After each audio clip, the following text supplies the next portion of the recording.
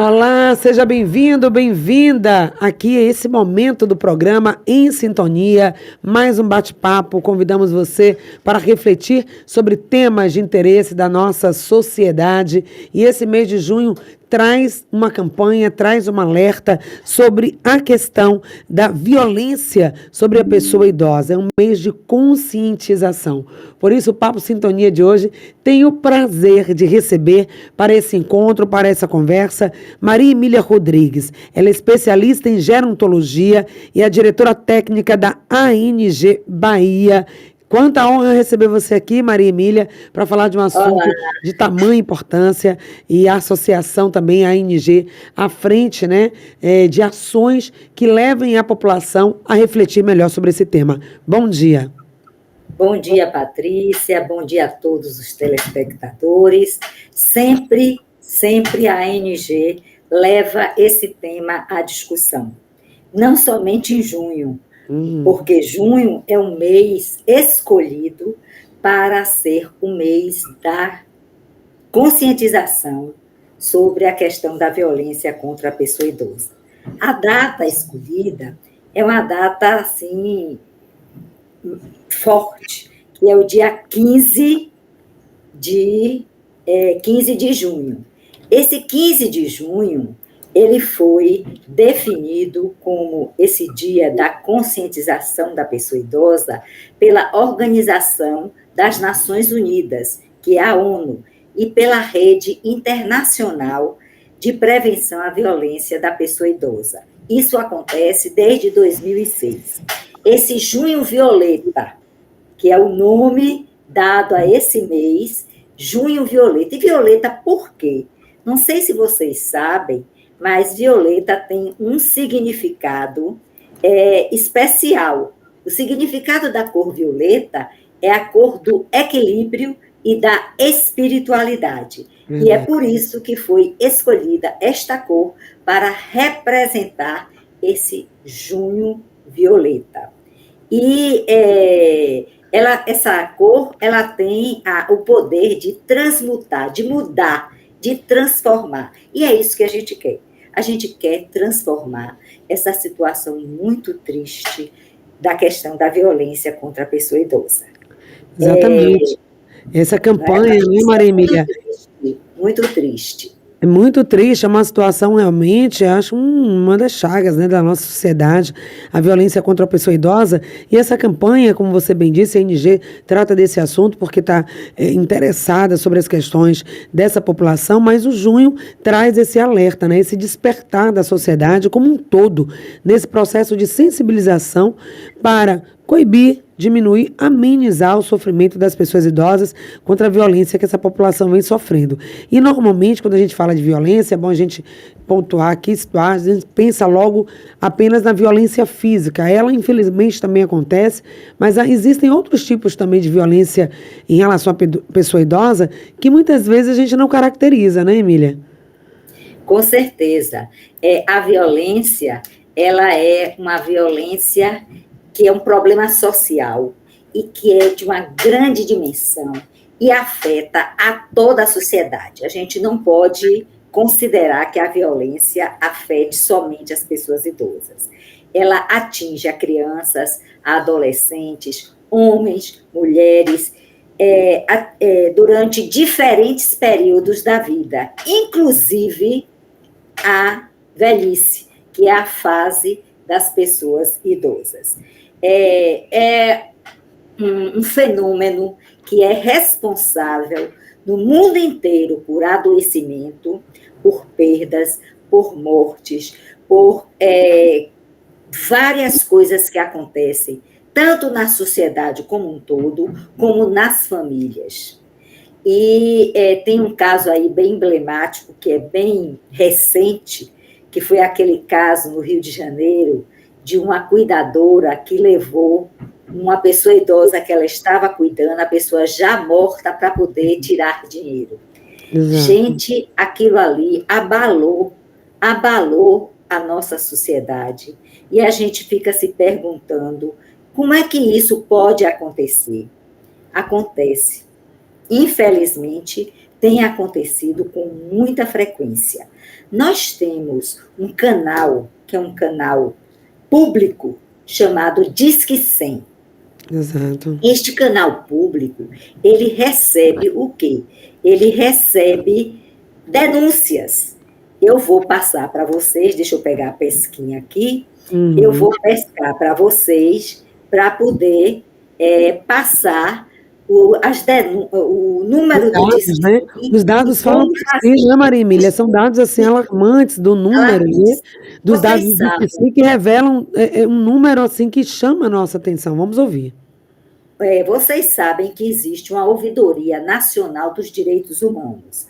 Ela é um órgão público que consolida essas denúncias no Disque 100. Então, este ano, somente nos 3 primeiros meses de 2024, foram registradas 42.995 denúncias. Gente, isso é um número alarmante. São violações que foram feitas contra pessoas de 60 anos ou mais. Foi um número muito maior do que o período de 2023 e de 2022. Então, o que a gente observa, analisando esses dados, é que os dados só estão aumentando. E a gente tem dois pontos a pensar. Será que isso é positivo? Será que isso é negativo? Então, durante a análise, a gente observa que tem algo de positividade nisso, porque as pessoas estão denunciando. Exatamente. Mas também tem um lado perverso do aumento. Ao invés da gente reduzir esse número de violações aos direitos e à vulnerabilidade das pessoas idosas, o que acontece? As pessoas estão causando mais violações. E essas violações estão sendo denunciadas a cada ano com uma quantidade bem maior. Então, penso que a gente precisa, a população toda, vocês que estão aí nos escutando, precisam procurar saber informações sobre realmente o que é a violência. O que é que leva as pessoas, especialmente das famílias, a agredir ou a explorar as pessoas idosas? Porque agressão, tanto física, quanto Patrícia falou, quanto agressão emocional, psicológica, maus tratos e exploração, que é uma grande agressão às pessoas idosas, porque a gente está num país de muitas dificuldades, especialmente financeiras. Um país que o desemprego está aí estourando. Então, quem é que tem um dinheirinho certo todo mês? A pessoa idosa. Pessoa idosa. Aí a violência, né? Desculpa, patrimonial também, né? Os bens dessas pessoas. Exatamente. Ou o dinheirinho é da aposentadoria, porque trabalhou a vida inteira e conseguiu se aposentar, ou é do benefício do governo. Né? Mas o idoso, a pessoa idosa, é aquela que tem um dinheiro certo todo mês. E isso gera algumas situações nas famílias que estão com problemas inúmeros de desemprego, de falta de dinheiro, de questões financeiras, e por aí vai. E aí surge o momento, né? o tempo para a exploração das pessoas idosas. Gente, por favor, vamos pensar sobre isso. Não é uma fala vazia que eu estou fazendo, é uma fala que eu quero que chegue aos corações de todas as pessoas que estão nos ouvindo. Vamos cuidar melhor das nossas pessoas idosas. Vamos ouvi-las, respeitá-las e, especialmente, conhecer. Aqui, eu estou na mão com o Estatuto da Pessoa Idosa, que no seu artigo, deixa eu ver o capítulo, no capítulo 4º, que é o direito à saúde, diz, no artigo 19, os casos de suspeita ou confirmação de maus tratos contra a pessoa idosa serão obrigatoriamente comunicados pelos profissionais de saúde Isso. a quaisquer dos seguintes órgãos. Tem que procurar autoridade policial, tem que procurar Ministério Público, ou o Conselho Municipal da Pessoa Idosa aqui de Salvador, ou o Conselho Estadual da Pessoa Idosa, ou ainda o Conselho Nacional da Pessoa Idosa. Gente, hoje em dia é muito fácil a gente saber esses endereços. Todo mundo, quase todo mundo tem Acesso a telefone, tudo. quase todo mundo tem internet. Só é Claro. clicar lá, botar autoridade policial. Todo mundo sabe onde mora, onde tem próximo a uma delegacia. Vai lá e denuncia. Ou, se não, vai ao Disque 100. O Disque 100, deixa eu pegar aqui na minha pesquinha, o Disque 100 funciona 24 horas por dia, 7 dias da semana. É um canal... E olha só, pode concluir. Não, pode concluir esses dados. É um canal que pode ser acionado através de uma ligação gratuita. Não vamos pagar nada para acionar esse canal. E a gente, com certeza, estará fazendo um bem maior a essa pessoa idosa que está sofrendo alguma violação. Pode falar, depois eu passo. Pois é, ninguém pode ficar, né, silenciado, silenciar diante de uma situação da violência. Você trouxe aí o dado, né, o Disque 100, e a própria norma que diz os profissionais da área de saúde precisam fazer essa notificação compulsória, atender uma pessoa, né, estamos aqui na área de gerontologia, geriatria, que tem atendimento e acesso à pessoa idosa, perceber uma situação de violência, isso precisa ser denunciado, porque muitas vezes a pessoa idosa, não é, Maria Emília, por uma questão do laço familiar, ela está sofrendo aquela violência psicológica, a violência patrimonial, que já falamos aqui, financeira, mas ela não fala, ela não vai denunciar a pessoa ali, por ter esse vínculo ou institucional ou intrafamiliar, e ela não vai denunciar. Então, é necessário que a sociedade se conscientize dessa questão da violência. A gente fala tanto do feminicídio, é outra questão importantíssima. A violência contra a mulher é uma realidade, hoje já muito colocada, mas a violência contra a pessoa idosa, que o Junho vem trazer como alerta, precisa também estar na pauta do dia, e nós estamos aqui, junto com a ANG hoje, trazendo esse assunto para a discussão. Então, todos somos responsáveis, não é isso? Todos nós somos responsáveis. A gente considera que nós precisamos educar a população para uma cultura da paz. É uma cultura contra a violência em qualquer instância, tanto criança, como adolescente, como adulto, como mulher, como pessoa idosa.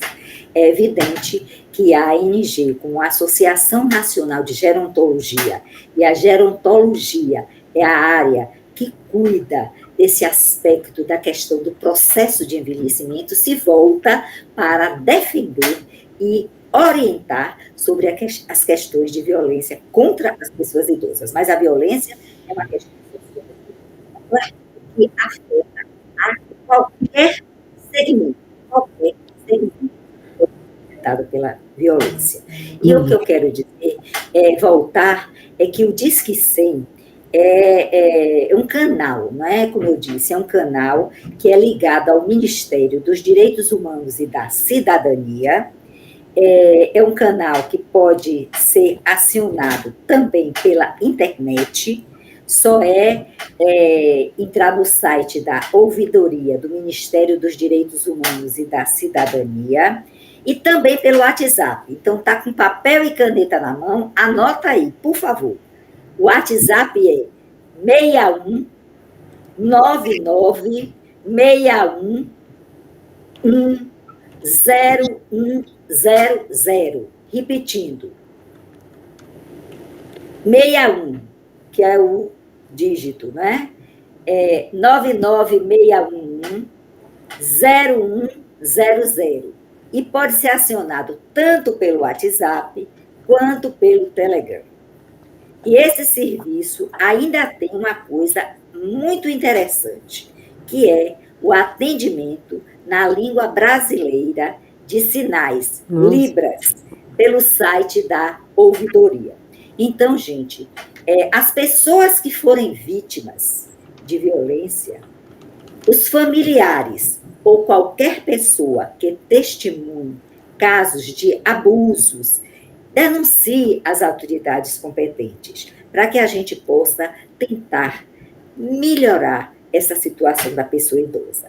Eu queria, além disso, falar que a gente, para prevenir sobre essas questões de violência, eu entendo como uma professora do Rio de Janeiro, uma advogada do Rio de Janeiro, doutora Fátima Henriette Miranda e Silva, que ela era da Comissão de Atendimento à Pessoa Idosa da Ordem dos Advogados do Brasil, do Rio de Janeiro, ela defende que, para prevenir isso, é necessário investir em educação e em conscientização sobre os direitos das pessoas idosas. Então, é importante que a gente conheça, eu sempre falo isso aqui, né, Patrícia? Eu sou recorrente nessa fala, é importante que a gente conheça o Estatuto da Pessoa Idosa, é importante que as pessoas idosas conheçam esse estatuto, mas não fiquem de forma agressiva mostrando às pessoas. Entendam,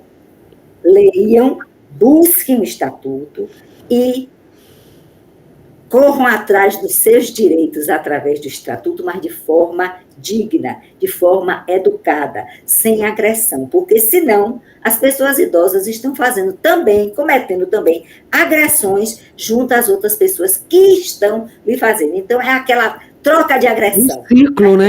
Essa troca de agressão é um ciclo que ninguém ganha, né? Pois é, a gente vai criando essa sociedade, né, com base na violência, e aí mostra esses dados que você trouxe aí do Disque 100, com o aumento da violência, que podemos analisar de dois aspectos, como você bem disse, ou por ser as pessoas estão denunciando mais, estão observando mais, denunciando, ou porque realmente estamos numa crescente, né? Não sabemos, mas enfim, os dados estão aí, falam por si, mas mostra aí essa conotação dessa sociedade da fragilidade das relações, né? Ou como essa questão das relações, inclusive familiar, são complicadas, porque grande parte dessa violência vem exatamente de pessoas que estão próximas à pessoa idosa. Quero só trazer aqui, já agradecendo a participação e trazendo o comentário da Maria Isabel Carvalho, que é essa pessoa também que tem esse trabalho lindo, né? Da Rede de Atividade, o trabalho de conscientização. Faz parte da NG também. Que maravilha! Trazendo a questão do direito da pessoa idosa, e ela fala importante a gente divulgar essas informações para que todos saibam a questão do crime, né, da violência contra a pessoa idosa, para evitar essa naturalização da violência contra a pessoa idosa. A gente vê ou sabe que uma pessoa idosa está passando por uma violência, às vezes por um filho, por um parente, por alguém, e é naturalizado isso, né? Ninguém denuncia. E a gente precisa fazer valer esse direito. Ela diz mais, e cada um de nós precisa se questionar sobre as candidatas que adotamos, refletir sobre o que estamos criando com o nosso comportamento e mudarmos nossas atitudes cotidianas. Ou seja, ela chama atenção para não tornar comum, né, naturalizar a violência e mais olhar o nosso comportamento pessoal e nossas atitudes sociais, inclusive com nossas escolhas, né, dos nossos, enfim, representantes. Obrigada, Maria Isabel. Obrigada, Isabel, você sempre presente e sempre contribuindo dessa forma tão positiva nas discussões. Os estudos ainda não trazem qual a razão, né, desse aumento. Com certeza vão trazer.